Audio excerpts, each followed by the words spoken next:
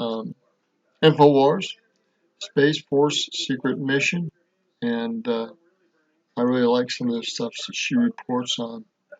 I knew something else was going on besides this. Trump said that there'd be a new space force branch of the government. Why? Because he needed intelligence at what could be back channeled through other areas besides what's currently set up. Did you catch President Trump's New Year's resolution, or did you miss it? Ignition, liftoff. Good to the Falcon, Space Force inaugural launch. While New York was posturing with China and the European Union during the New Year's celebration, a major game change was about to take place, derailing something that has been in place for a very long time. Stage separation confirmed. And there is stage separation and second engine start. You can see that second engine on your right. Millennial Millie. I really like some of her stuff. Here goes. Screen. The declassification of the NRO in 1999 revealed a back channel that gave the executive branch additional protection. I remember that Q said back channels were important. We're seeing this through the space program, new part of the military. We're seeing this through other things that had to be destroyed. Remember there was internet blackout in Iran. It wasn't reported on. From potential coup operations stemming from the intelligence community, a hidden chain of command within the intelligence community, and continuity of government structure at the president's disposal. 9/11 allowed a separate chain of command to set up, creating a more formidable deep state shadow government built around perpetual continuity of government. Yeah, that's for sure. Bush was all in part of this world government, and they pushed for some things. Let's move this on here. Really pathetic. And is the alternative command and control that is carrying out a coup against President Trump. Other agencies, some within the intelligence community, are part of a counter-coup operation. The deep state is aligned with globalization, the European Union, and certain other union deals with China, Russia, and the rest of the world. Interests, merging intelligence gathering from a national security interest into an international interest, outsourcing national intelligence to a privatized intelligence syndicate of overseas corporations. Insert Global Strategies Group. This shadow government would also have to have mechanisms, coups, assassinations, impeachments, etc. And then there was this. Tension rods released and payload deploy confirmed. Oh yeah, the day before World War III was supposedly breaking out, Space Force launched a curious payload that coincidentally went directly over Ukraine, Turkey, and Iraq. Of all places. Now that's important. That's important. This wasn't by accident.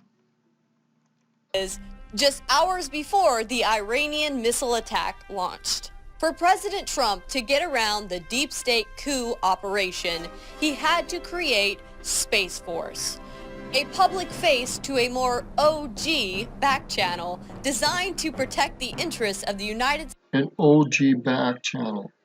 Now remember, Q said back channels were important. This is going to allow us internet access and other things as well. But it's also going to allow us, I believe, spying apparatuses that will be more tightly controlled by the president. Hopefully not controlled by the deep state. States and the president from the intelligence community, aka Swamp Creature number 1. Good old Brennan. This guy needs to be executed as far as I'm concerned publicly. Not only was there a perceived versus actual situation versus a continuity of government alternative situation, but an even deeper than that magical situation. Several tales exist in the public that point this out. 17 intelligence agencies supposedly signed off on the 2016 Russia election interference story. We have 17 intelligence agencies, civilian and military. Not true. Let's get past this gal. She's a pain in the butt. Interference story. Not to forget, these same 3 agencies also went along with the false yellow cake excuse to go to war with Iraq. Remember that one? Saddam Hussein recently sought... Provide a footnote. Second, why wasn't the Defense Intelligence Agency involved? Why wasn't the National Intelligence Council involved? All of these are signs that there was nothing there. If a collusion story was real, there would have been footnotes from every intelligence agency involved. And since we don't have any footnotes, well, we know it's fake. But it's law enforcement. So if the DOJ has its hand... The FBI is just an extended law enforcement agency, but they have deep corruption with the CIA and the DOJ. They're all connected to the deep state, unfortunately. Has pissed off the establishment. Today, we will make history. When the managers walk down the... Pelosi. I like her. Boris Johnson, though, was right. Instead, To set up a new back channel in the Middle East, the Trump administration had to remove the old ones that stood in the way. Those Now, this is key because they've used the Middle East to start a lot of wars, kill a lot of people, cause a lot of terrorism, and to empower the deep state. But these back channels, these black ops, and the black stations of intelligence need to be destroyed first. This is why we had such an uprising in Iran. They had a media blackout, internet blackout, and they got it back up again. But they had news that they could depend on, not controlled by the state. that played a key role in laundering U.S. foreign aid, those that supplied weapons to proxies, terrorists, and militant groups, those that help Iran get around sanctions, and those that were a threat to U.S. personnel, cutting off certain intelligence assets in the region from being able to use the internet. Cloudflare, they noted their own data and they... Now, there were things that were cut off after this was done properly, and people were able to access things that gave them more information, correct information. And that's part of the reason the riots were so powerful in Iran recently. They said that it shut down progressively by service providers on November 16th. Usually, like, me personally, I use WhatsApp or, even Skype or some of these other apps like Viber, but all of these apps are not, people can't access them right now. Forcing them to use satellite communications. Then the internet came back on with new security protocols set up, aka the deep state just got cut off from communication with local operations because some you-know-what was about to kick off. New Year's Eve, thousands of pro-Iran protesters stormed the U.S. Embassy in Baghdad. The next day, Iraqi forces, along with U.S. Marines, worked together to secure the area and disperse the protest. On Thursday night, General Qasem Soleimani, a high-profile Iranian general, is killed by a U.S. airstrike at Baghdad International Airport. Soleimani led the Quds Force under Iran's Revolutionary Guard, which is widely believed to support terrorist groups. This is why the media, some Democrats, and some hawkish Republicans escalated the public response to the situation with hysteria, believing that either World War III was about to kick off as a result of Trump killing Soleimani, or that the U.S. needed to retaliate militarily to Iran's missile attack. There will be a revenge. There will be a harsh revenge. But when and how and aimed at which targets? And the White House? we will respond. Amid the escalation. Again, false information. Heads up about this before it happened, neither did other top leaders. House Speaker Nancy Pelosi condemned the... Of course. Just getting a statement from Iran's Islamic Revolution. Who from CNN? This guy wouldn't know his whole from it.